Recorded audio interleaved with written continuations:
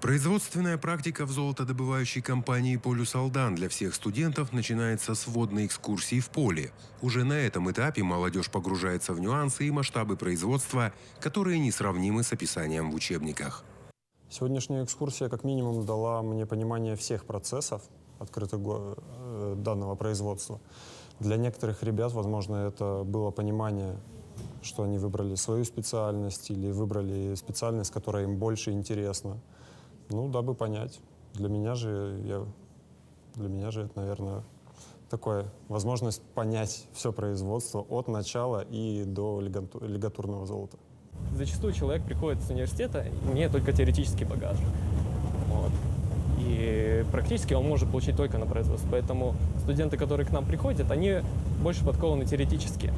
Собственно говоря, когда они попадают к нам на участок, мы стараемся их показать, дать им какую-то работу, чтобы они взяли на себя какую-нибудь ответственность и, соответственно, научились свои теоретические знания применять на практике. В этом году в подразделениях золотодобывающей компании производственную практику проходят 54 студента из разных уголков страны.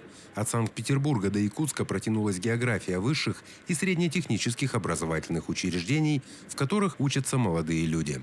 Уже традиционно в «Полюс Алдан» проходит практику учащиеся Алданского политехникума. Приехали получить практические знания, в учебных заведениях получили теоретические, приехали к нам их закрепить.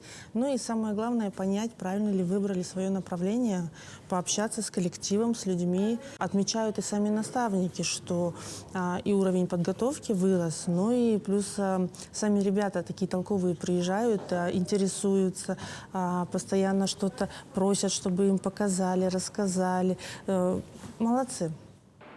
За время практики ребята получат не только богатый опыт, но и неплохую зарплату, что для студентов актуально. Компания, в свою очередь, укрепляет кадровый состав молодыми специалистами с опытом работы. Руслан Павлов, Александр Лукин, Алданский район, поселок Нижний Куранах.